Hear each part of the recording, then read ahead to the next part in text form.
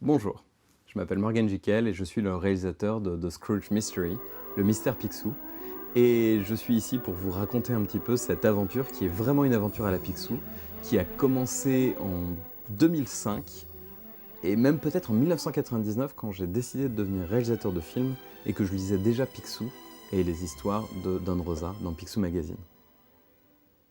Depuis tout petit, j'ai deux passions qui sont Picsou et Jurassic Park. J'ai toujours essayé de voir le film, qui passait jamais au bon moment à la télé, et le jour où j'ai enfin réussi à le voir, à 11 ans, je me suis pris une énorme claque. Parce que c'était un film qui me récompensait d'avoir été fan avant de le voir. Quand j'avais à peu près 8 ans, mes parents voulaient m'introduire un petit peu à la lecture par magazine. Et parmi tous les magazines qu'il y avait, j'ai choisi Picsou Magazine, a priori parce qu'il y avait un jouet dedans. Ce qui m'a tout de suite frappé et ce qui m'a fait acheter le numéro qu'il y avait après, et puis le numéro le mois suivant, et le mois suivant, et le mois suivant, c'est que les histoires étaient captivantes. Any that were your favorites? Same comics that everybody all over the world likes the best of all is Karl Barks's Ducks. De voir ces aventures qui ressemblaient à Indiana Jones. This was like 10 years before Indiana Jones.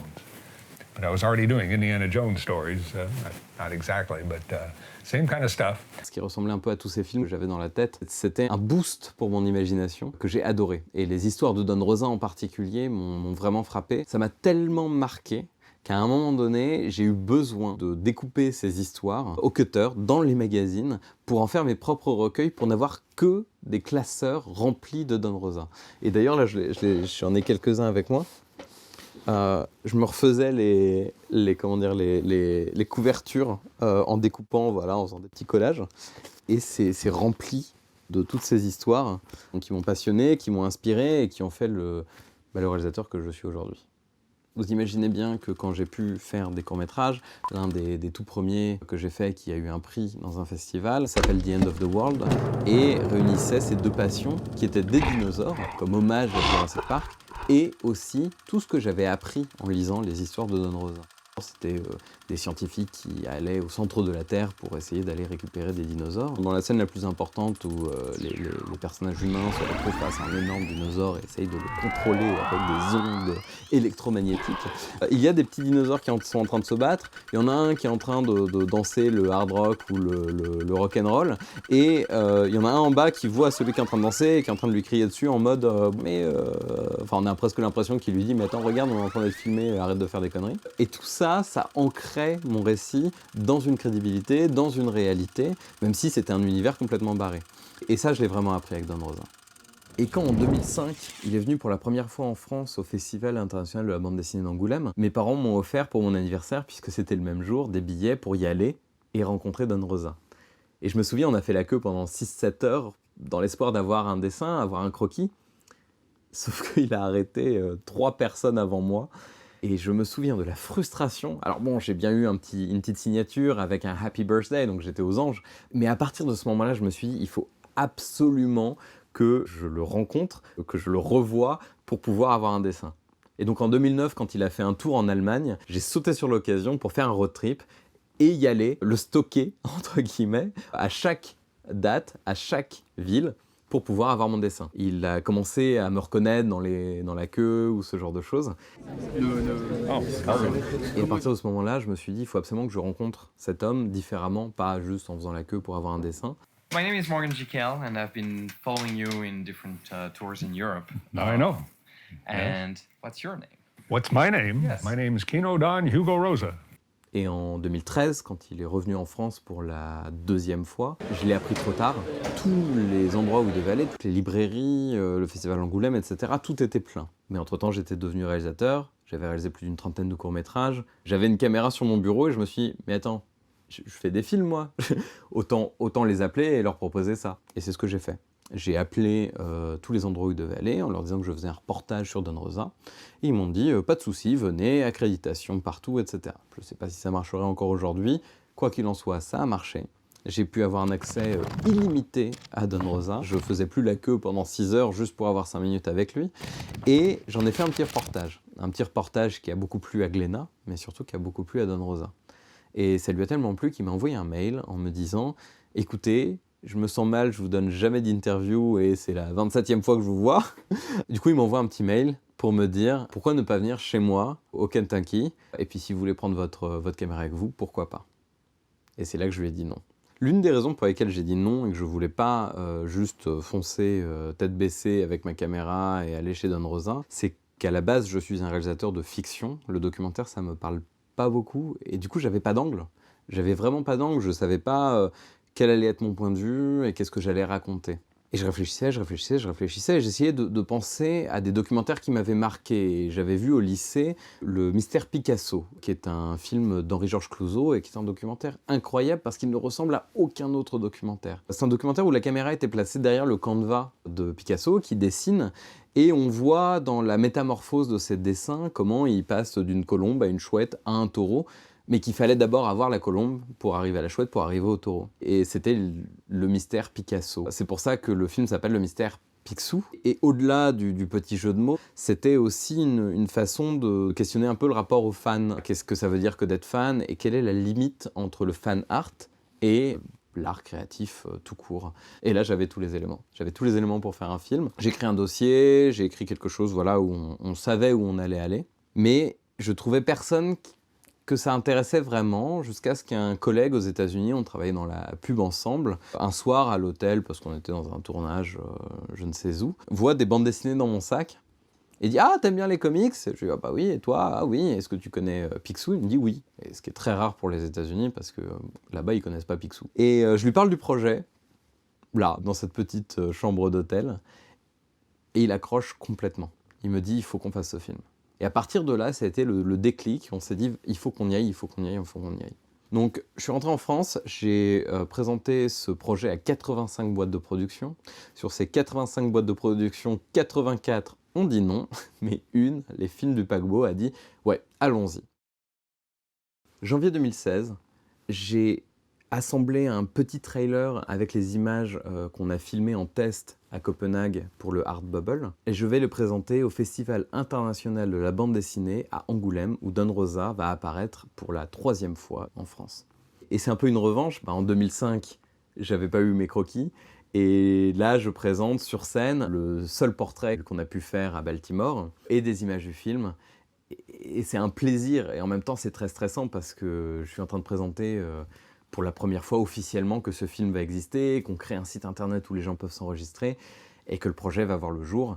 À partir de ce moment-là, je ne peux plus faire de pas en arrière. On a annoncé que le film allait se faire. Le film doit se faire coûte que coûte. Donc on est allé tout de suite au Sunny Side of the Dock, qui est un marché du film à La Rochelle, pour essayer de le pitcher. Je me souviens, moi j'avais ma pancarte « S'il vous plaît, aidez un jeune réalisateur à faire son premier film ». Mais on n'a trouvé personne. On trouvait personne, ça marchait pas. On a fait toutes les voies classiques pour produire ce film et ça n'a jamais marché. Quand il semblait n'y avoir plus d'espoir pour le film, la boîte de production allait faire faillite, plus personne n'était intéressé dans le projet, on a trouvé un concours en ligne qui s'appelle The Audience Awards, où les gens devaient voter chaque jour pendant 3 semaines pour qu'on puisse avoir une bourse à la fin qui nous permette de faire le film. Et là, on s'est dit, on a peut-être quelque chose. On a fait toute une campagne de marketing, on a parlé du film partout, et très très vite, on s'est retrouvé en première position pendant 2 semaines. Et pour avoir l'argent, il faut bien évidemment être en première position. Arrivé à la 3e semaine, on s'est fait dépasser par un de nos concurrents qui venait de nulle part, qui avait le double des votes qu'il avait eu les 2 premières semaines. Du coup, on s'est demandé s'il n'y avait pas des tricheries, mais les organisateurs du concours nous disaient « Non, il n'y a rien, vous inquiétez pas ». Mais on était quand même un petit peu dubitatif. Quoi qu'il en soit, on était relégué à la 3e place, aucune chance de gagner, le film était mort. Sauf que 3 jours avant, je reçois un email.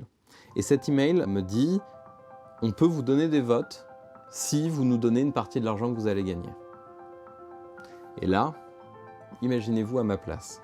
Ça fait 2 ans que vous êtes en train de travailler sur ce projet. Ça fait depuis 2005 que vous voulez faire quelque chose avec Don Rosa. Et là, dans un email, on vous propose sur un plateau d'argent la solution pour pouvoir faire votre film. Et là, il me suffit de répondre oui, pas de souci, et ça y va. Et j'ai répondu non, bien évidemment. J'allais pas faire un film sur un personnage qui ne triche jamais en commençant le film en trichant. Et ce qui est assez drôle, c'est que justement en répondant non, et en répondant non publiquement, eh bien c'est ça qui a précipité qu'on fasse le film. Et là, 2 heures avant la fin du concours, je reçois un email. On a supprimé le premier film parce qu'ils ont triché. On a régularisé un petit peu les votes irréguliers du concours. Vous êtes en 2e position, vous n'êtes plus qu'à 17 voix d'être premier. Et là, je crois que je me suis souvenu de toute ma famille à ce moment-là. Tout le monde dans l'équipe a appelé sa tante, son oncle, le voisin de la cousine, les amis d'enfance, tout pour qu'ils votent à ce moment-là. Et une demi-heure avant la fin, on est repassé premier avec une bonne quarantaine de votes d'avance. Et on a pu finir cette soirée en beauté. C'était une histoire à la Picsou. On aurait vraiment dit une histoire de Don Rosa. On a réussi à avoir l'argent.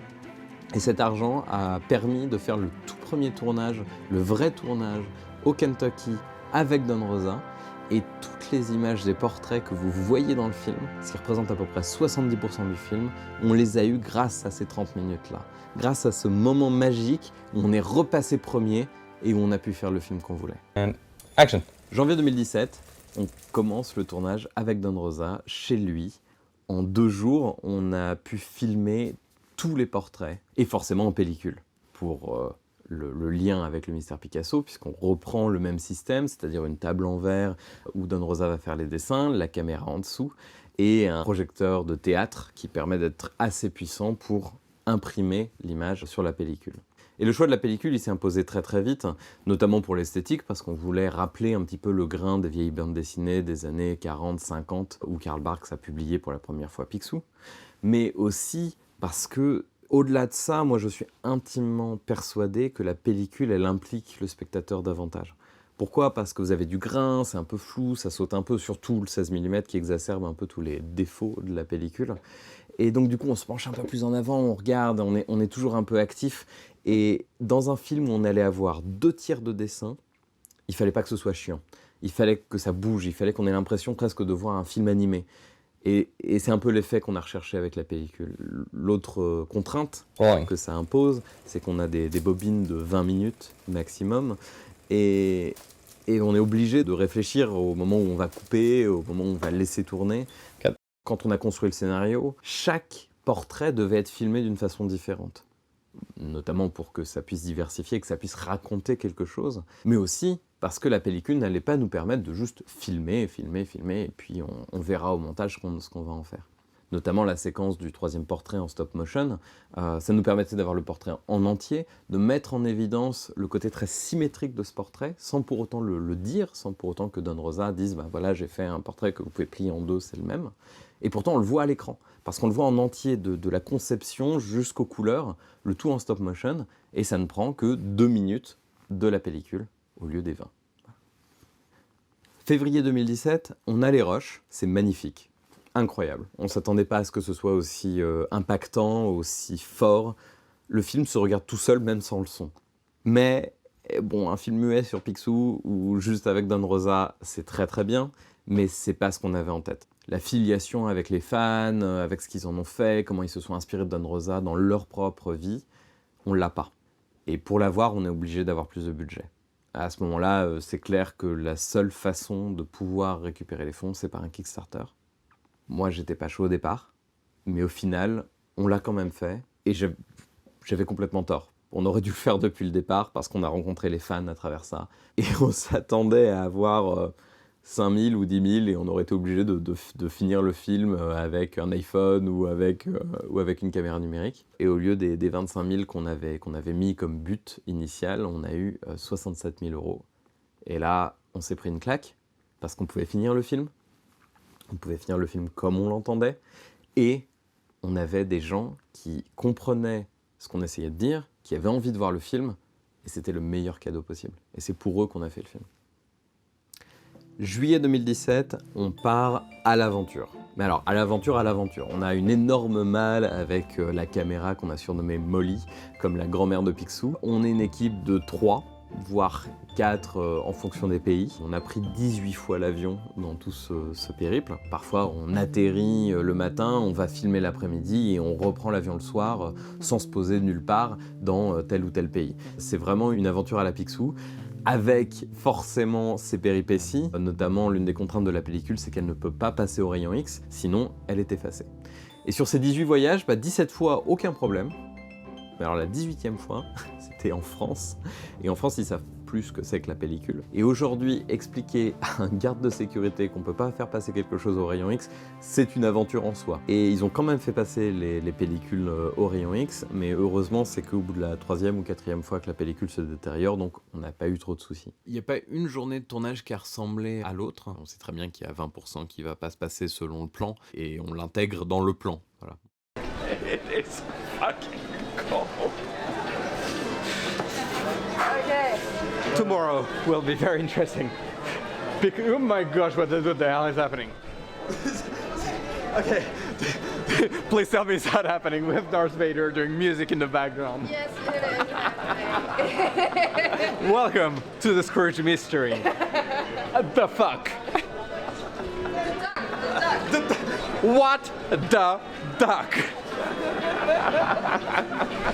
Et voilà, il y a 10% ça va être ça, de telle heure à telle heure, et puis de telle heure à telle heure, ça va être la panique générale. Comme par exemple quand le portrait avec Picsou en Finlande s'effondre et s'explose en miettes avec des bouts de verre partout, et on ne sait pas quoi faire parce qu'on n'en a pas d'autres. Enfin, l'autre s'est cassé aussi, et on est un vendredi soir, tout va fermer le lendemain, et il faut impérativement qu'on trouve un verre ovale aux bonnes dimensions pour le lendemain, puisqu'on a une autre interview. Ça fait partie du cinéma, on est tributaire de ça, et la magie de revenir dans l'hôtel avec une plaque de plexiglas qu'on découpe en ovale à 22h, et qui finalement rentre, et le tournage est sauvé, et puis on passe et on fait autre chose le lendemain, ce sont des moments magique, et je pense que ça se voit à l'écran. Et comme toute aventure à la Picsou, c'était extrêmement international. Nous, au début, quand on a écrit le scénario, on a tout de suite voulu montrer le côté mondial de cette histoire à travers les intervenants qui parleraient leur langue natale, et sans mettre un petit truc en marquant vous êtes au Danemark, vous êtes en Finlande, etc. Je voulais qu'on entende le côté international de toute cette histoire. Et c'est là qu'on a eu un autre couac. Harry, il avait une histoire très touchante à nous raconter. Le souci, c'est qu'il ne se souvenait plus de comment la raconter avec sa langue natale. Okay, and cut. Il y avait des mots dont il ne se souvenait plus, des tournures de phrases qui étaient maladroites. La raison pour ça, c'est qu'il vient d'Islande, mais ça faisait 6-7 ans qu'il avait déménagé en Finlande pour travailler notamment sur Angry Birds. Et du coup, nous, on paniquait un peu parce que on parlait pas du tout l'islandais, qui est une langue parlée que par 300 000 personnes. Oh fuck, what did I say? Lui, il avait du mal à se souvenir, on pouvait pas trop l'aider. Et moi, je me souviens être allé le voir en lui demandant « Mais t'es sûr que ta langue natale, c'est bien l'islandais, tu le parles bien ?» Il me disait « Oui, je t'assure, mais bon, il y a Donald, je m'en souviens, mais alors jeux vidéo, je sais plus tout à fait comment on le dit. » Et la fin du tournage se rapprochait de plus en plus, parce qu'on tournait dans un parc d'attractions qui ouvrait ses portes à midi. On avait toujours des bobines qui font 20 minutes, donc le stress commençait à monter, ça se calmait, ça commençait à repartir, et là, la musique du parc se met en route. Et on se dit, oh mon Dieu, mais comment on va faire? Comment on va faire? Parce que la musique, on ne peut pas la mettre dans le film, on ne peut pas monter non plus, parce que ça va être complètement dans le désordre. Moi, j'appelle le responsable du parc. Le responsable me dit « Attendez, on va voir » et là, la musique se coupe. Il nous laisse 5 minutes de plus. On finit l'interview dans les 5 minutes. On a tout. On peut respirer. Ils ouvrent les portes et là, il y a des milliers de personnes qui rentrent dans le parc et nous, on est là avec nos 2 caméras en train de se dire « Qu'est-ce qui se passe ?» Mais au moins, on avait tout dans les bobines et c'est l'une des interviews les plus touchantes du film, donc on a bien fait de persévérer. Cette aventure, elle s'est terminée entre octobre, novembre et décembre 2017. En octobre, on a montré des toutes premières images, juste 5 minutes, au Comic-Con de Paris, où on était invités pour la venue de Don Rosa. On a pu rencontrer les fans pour la première fois, notamment plein de fans qui avaient donné au Kickstarter, même des gens qui n'étaient pas forcément en France, qui ont fait tout le voyage pour venir nous voir. Et c'était un moment magique. En novembre 2017, on a été invité au festival Art Bubble au Danemark, qui est l'endroit d'ailleurs où on a tourné les toutes premières images du film, qui est aussi l'endroit où a été imprimé pour la première fois la jeunesse de Picsou, donc l'endroit parfait pour faire une projection. Sauf qu'on n'a que la moitié du film à ce moment-là, on n'a pas le film entier. On va juste montrer 1h30, et 1h30 qui ne sont pas encore dans un état parfait. On n'a pas fait de projection test, le film est fini 1 semaine avant de le projeter, donc on y va, mais on est un peu stressé. Toute l'équipe est pas bien, on se dit bon, on va aller voir ce que ça va donner. On a la productrice, la première assistante réalisatrice et le chef opérateur, et Don Rosa, qui n'a pas vu une seule image du film, dans la même salle, Et ça y est, la lumière s'éteint, on regarde le film. Cette projection, elle a été très instructive pour nous. Il y a des gens qui ont adoré le film, d'autres qui ont détesté le film.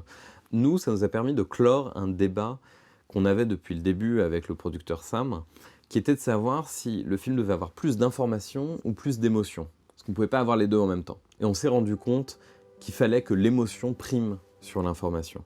On avait même au début fait un petit carton pour expliquer qui était Picsou, en quelle année il avait été créé, etc.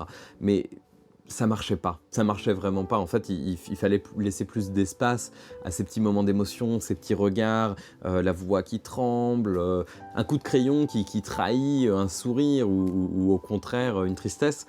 Et ça nous a beaucoup informés parce que le lendemain, on faisait le tout dernier tournage du film, la dernière interview avec Tuomas Holopainen, qui était un peu à l'origine de ce film, puisque quand j'ai appris qu'il avait fait l'album, c'est là où j'ai décidé qu'il fallait qu'on ait des fans pour expliquer cette filiation. Et donc du coup, quand on a fait cette toute dernière interview, ça semblait évident qu'au lieu de lui demander en quelle date vous avez fait ça, ou combien d'exemplaires se sont vendus, on allait se concentrer sur qu'est-ce que vous avez ressenti quand vous avez fini l'album, quand Don Rosa l'a écouté à côté de vous, et quel a été l'impact émotionnel que ça a eu dans votre vie, que ce soit Don Rosa, l'album, ou même juste la jeunesse de Picsou.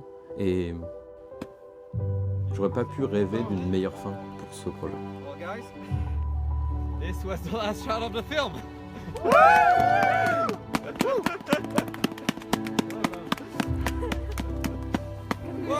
3 years in the making, and I'm gonna die right now because it is so cold. Yes. Quand je réalise un film, j'ai besoin de le monter parce qu'il est déjà monté dans ma tête. Alors bien évidemment, on a eu des mauvaises surprises. On a eu une pellicule entière où il y avait un poil qui était rentré et qu'il a fallu enlever numériquement. Et ça a été une galère profonde. Il m'arrive très rarement d'avoir des surprises au montage, sauf une scène qui est quand Don Rosa parle de sa dépression. Il dessine le Picsou riche. C'était pas terrible. Et soudain, c'est devenu très très clair. Il fallait mettre le plan à l'envers. Il fallait qu'il efface Picsou. Et là, c'est vraiment une découverte au montage. Et en décembre 2017, cette aventure de près de 3 ans se termine au studio des Ursulines, l'un des plus anciens cinémas de Paris, où on fait la projection Équipe. C'est un cinéma qui me tenait extrêmement à cœur parce que 10 ans auparavant, presque jour pour jour, j'avais fêté mes 18 ans en projetant l'un de mes tout premiers moyens-métrages devant un public qui n'était pas si différent que ça. Plein d'amis qui m'ont accompagné pendant toute cette aventure et dans tout mon parcours cinématographique entre-temps. Et juste avant que la projection commence, à l'image de tout tournage, à l'image de toute production, il y a un couac. On n'a pas le film. En fait, le film, la copie qu'on avait en numérique sautait toutes les minutes et pendant 1h56 de film, c'est un peu beaucoup. Du coup, on ne pouvait pas la montrer. Et on avait demandé au laboratoire, à Étienne qui s'occupe de tout ça, de nous faire un Blu-ray, sauf qu'il était pris dans les transports en commun, il y avait des embouteillages dans tout Paris, et on regardait la montre, on regardait un petit peu les portables pour savoir quand est-ce qu'il allait arriver. Il arrive enfin, 5 minutes avant la projection, avec le Blu-ray. On n'a bien évidemment pas le temps de le tester, on regarde juste 1 ou 2 minutes, rien ne saute, on respire un peu, et là, tout le monde rentre dans la salle, on fait un petit speech avec Sam, et ensuite on s'assoit, la salle devient noire, et la magie s'est opérée. On a vu sur cet écran exactement le résultat de ces 3 années de travail. On a vu ce que les fans nous ont apporté, et je pense que beaucoup ont compris pourquoi c'était nécessaire de faire ce film, à ce moment-là. Alors qu'est-ce qu'on a fait depuis décembre ? Depuis décembre, on a refait un peu le mixage son, un peu les montages, on a surtout fait l'étalonnage avec Franklin, toutes les couleurs du film, pour que tout soit harmonisé. Et on a aussi eu une petite interview surprise, même si elle ne dure que 10 secondes, mais on est incroyablement fiers de l'avoir dans le film. Aujourd'hui, le film il est prêt à être pressé en DVD et en Blu-ray. Alors que réserve la suite ? Aucune idée. Toute l'équipe a de nouveaux projets, d'autres idées. Moi, depuis février, je produis une web-série animée sur Facebook. Et l'affiliation avec Don Rosa, elle est toujours là, je cache des petits indices dans les épisodes. Il y a un épisode qui commence avec une grosse référence sur Don Rosa, que vous pouvez retrouver sur le DVD. Et pour la suite, j'ai toujours 5 projets en même temps, en me disant que si 4 ne marchent pas, au moins il y en aura un qui sortira. Le métier de réalisateur, c'est un métier très solitaire. On est très souvent devant un écran d'ordinateur, en train de taper un script, en train de faire du montage, en train de faire de l'étalonnage. À la limite, on est avec une équipe, mais une équipe réduite. Et ce que m'a apporté de Scrooge Mystery, c'était de faire un film qui était soutenu par plus de 2000 personnes. Et cette force, qu'elle soit à travers de messages, à travers de donations, à travers de critiques, elle était primordiale pour avancer quand on nous a dit que ce film n'existerait jamais. On a eu 84 boîtes de production qui nous ont dit non, on a eu une dizaine de fonds qui n'ont jamais voulu donner le moindre centime pour que ce film se fasse, et même les boîtes de production ont voulu qu'on change le projet jour après jour. Le fait est qu'il ne faut pas abandonner, il faut persévérer. Ce qui est incroyable avec ce film, c'est qu'il ne porte pas que mon idée ou mon souhait, il porte aussi la volonté de plus de 2000 fans à travers le monde. Et si je peux faire passer ça à qui que ce soit qui est en train de regarder ça, c'est extrêmement important. Ne lâchez rien. C'est pas parce qu'on vous dit qu'un projet ne va pas réussir ou que c'est trop ambitieux ou que le style, ça va pas, etc. qu'il faut pas le faire.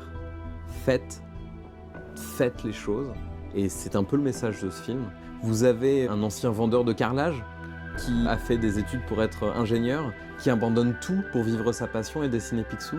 Vous avez un programmateur chez Angry Birds, vous avez un producteur de cinéma, vous avez quelqu'un qui a fait sa thèse sur tous ces gens. Ces gens-là ont vécu leur passion, malgré le fait qu'on leur a dit non à chaque fois, qu'on leur a dit que ce serait pas possible, que c'était des rêves un peu fous. Et au final, le mystère, dans le mystère Picsou, il est là, c'est la persévérance, c'est de continuer à faire ce qu'on aime. Et c'est tout ce que je peux nous souhaiter, que ce soit les personnes qui regardent cette vidéo ou ceux qui ont fait le film. Si ça vous a donné envie de voir The Scrooge Mystery, il est en ligne dès aujourd'hui sur Apple TV.